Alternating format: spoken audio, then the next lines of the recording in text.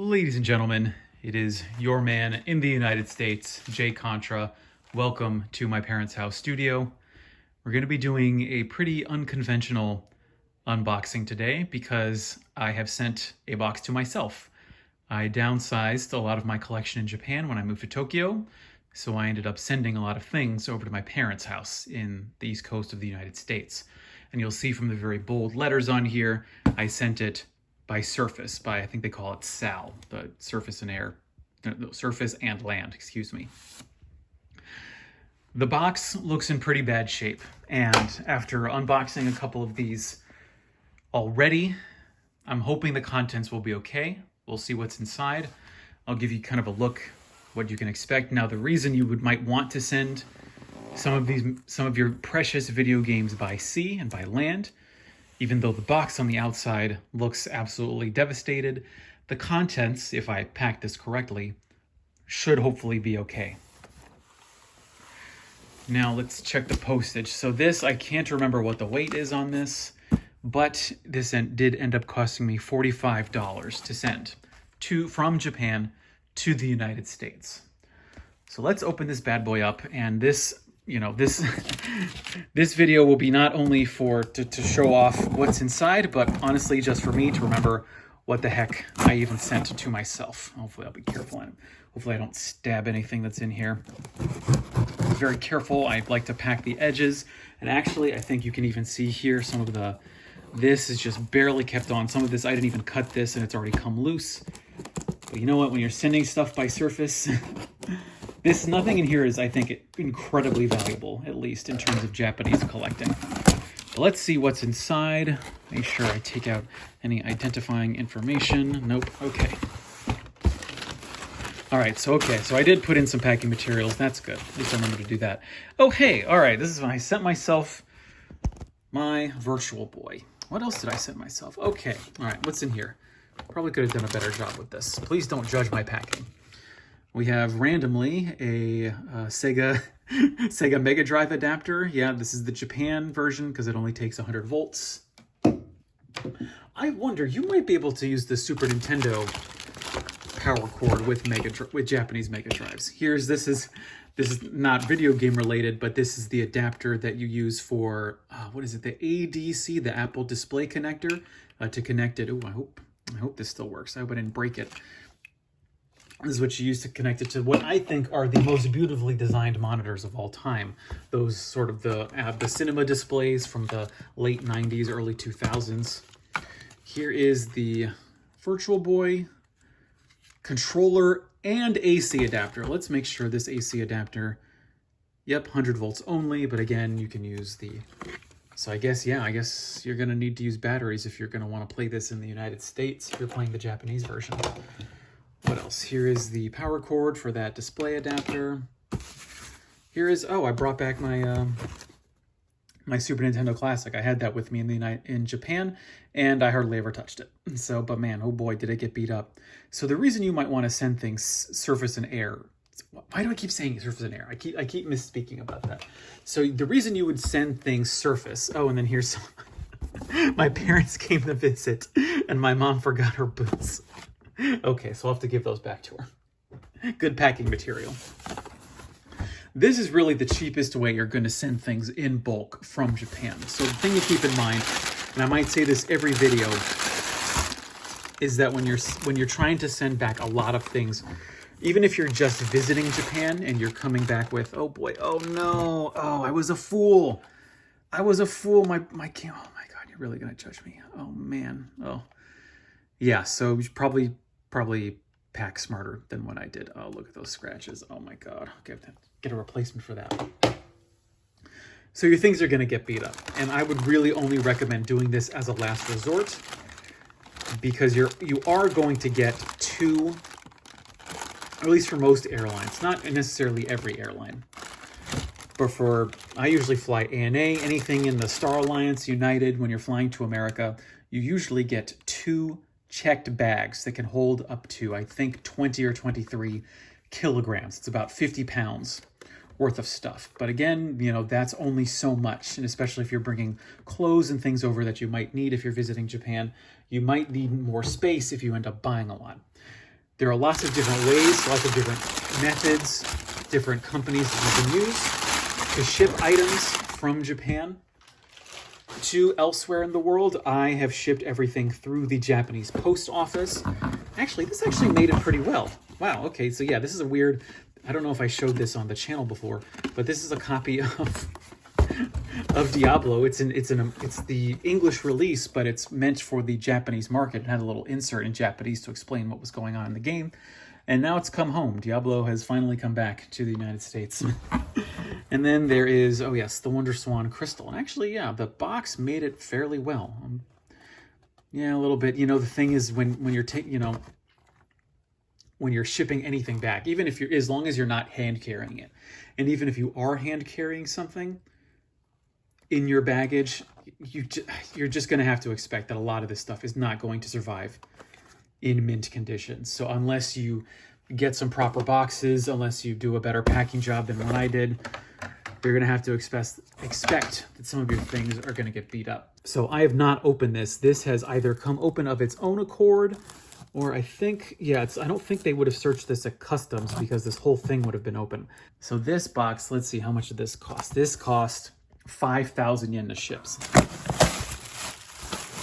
Okay, good, move the address. So what is in here? Okay, did a significantly better job packing this box, I think. As you can tell, I'm very cheap. Very cheap in the way that I pack things, just reusing old shopping bags. Let's see, here we go. Oh, yeah, okay, cool. Yeah, good. I probably should have packed these on the bottom because these clamshell cases, not a whole lot of damage is going to happen to them, even if you're shipping them across the Pacific Ocean. Yeah, Wonder Boy 5, 300 yen. I'm always surprised when I can find cheap Sega Mega Drive games. Sonic Spinball, $5. That was, oh yeah, Shin Megami Tensei 9 for the Xbox. Did this only ever come out for the Xbox? I haven't seen a copy of it for the PlayStation 2 at the very least. And then here's Busan. I don't know how you're supposed to pronounce this, but a very interesting, it's a take on wizardry. It's not very good. It's got some fantastic art, as you can see on the back here. Love the art, do not necessarily love the game. Oh yeah, bringing back Metal Gear Solid 2, fantastic game. Finally played it in Japanese. Oh, and so I sent back my collection of PSP games. All right, and then here's here's my Japanese copy of Kingdom Hearts. Beat that. Assassin's Creed Odyssey, the North American release, was honestly not that great of a game. Here's my box of Omega Ruby, fantastic, loved playing it. Although I felt it dragged on a bit. What else? Oh, I sent back a lot of stuff actually in this box. So, okay, everything in here looks like it's in pretty good condition. So it's not boxes that can really get beat up. Nemesis, I think, what is this to take? This is the Game Boy release of, for some reason, it's the shooter for the Famicom that I'm blanking on now. Gradius, yeah. Here we've got, Soul Striker, fantastic Game Boy shooter. Absolutely phenomenal. Then a couple, Bare Knuckle and Sonic and Tails for the Game Gear, which I could never actually get the one that I bought to work. And then a lot of interesting. Oh yeah, Crysis. For some reason, I took my copy of Crysis to Japan, I think because I wanted to build like a Windows XP machine. Then I realized I don't have time for that. Oh, and then rounding it out, finally, my copy of BMX XXX has come home. All right, what else have we got in here? Did I send back my PSP in this? Well, all right, we'll reveal that later, see if I did. Well, we got Persona, Rockman Dash 2, still have to play that, Metal Gear Portable Ops. Yeah, Rockman Dash 2 is, I loved Mega Man Legend, but I just never could get around to playing the second one. Grand Knight Story. What else have we got? Oh yeah, this is the final mix of Birth by Sleep. No, it's just a regular version of Birth by Sleep, excuse me. I've also got the other version of Portable Ops, and then Metal Gear Acid. Is Metal Gear Acid canon? I remember, isn't there a Metal Gear that got released but is not canon anymore? Get this packaging out of the way. We got Dissidia, Final Fantasy, Crisis Core, Akiba's Trip, and Jeanne d'Arc. PSP, I just having a moving disc and a portable system. You're just asking for trouble with that. Oh, and then here's all my classic, yeah, I think I finished out my 1983 and 1984 collection of Famicom games. Mahjong, decent game. Golf was actually pretty fun. I thought golf was actually very fun for a game that came out in 1983. Donkey Kong 3 was fine. I prefer the original, I think. Oh yeah, and then, Xevious. I mean, Xevious is, for one of the, probably if not the first console shooter, the first scrolling console shooter, man, did they really start off on a high note. And then we've got the Go game, Go Moku Narabe. What else have we got? Oh yeah, Donkey Kong Jr. Math, Donkey Kong, and Mario Brothers. You know, 83 for the Famicom was not a bad year. It actually has some pretty good games. And oh, here's the shooting games. Oh yeah, here's Hogan's Alley. Actually, Hogan's Alley was very fun. So you can get your shooter to work with your Famicom. It's a great game. What else have we got? Popeye. How much did Popeye cost me? Popeye cost me $3. Popeye is an okay game. I can see why they wouldn't want to spend the money to get it re-released for anything.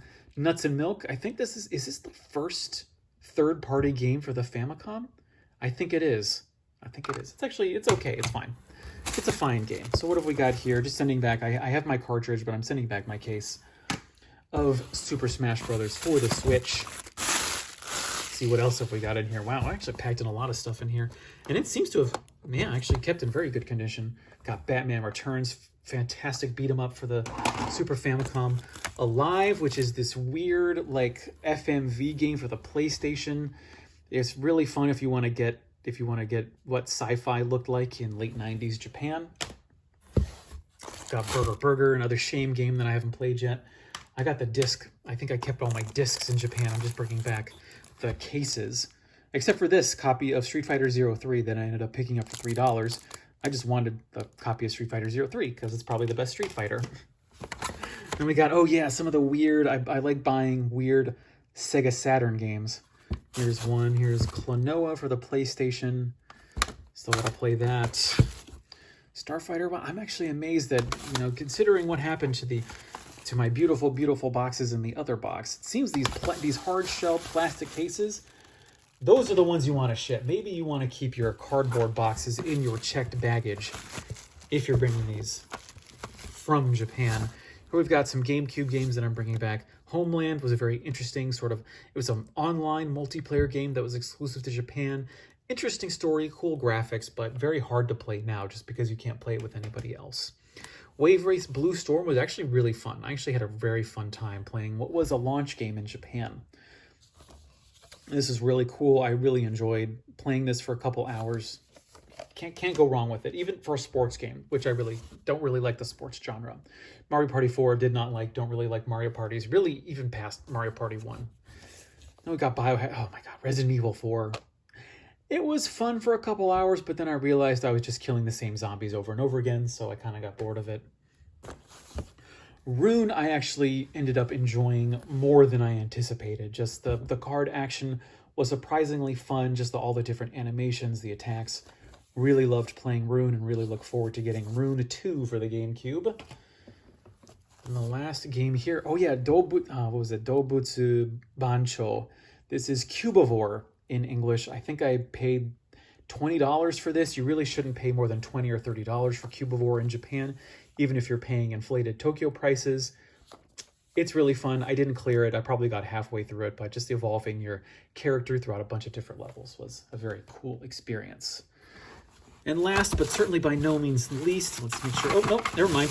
Got some extra GameCube, or not GameCube games, Famicom games here. We've got Wild Gunman. Actually, Wild Gunman was quite fun. I loved all of the Zapper games for the Famicom.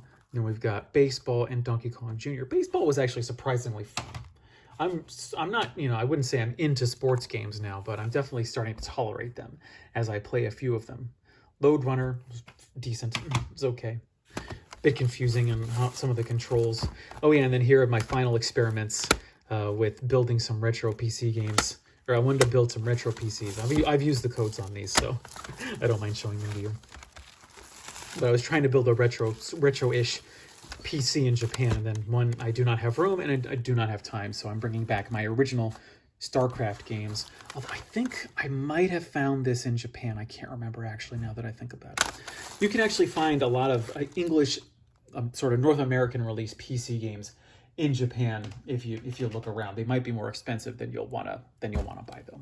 So that's it for those 2 boxes. I think I can make another couple videos and even all the boxes of stuff that I brought back with me on the plane. So that's it for this round. I've been your man in the United States, Jay Contra, saying thanks for watching. See you next time, and mahalo.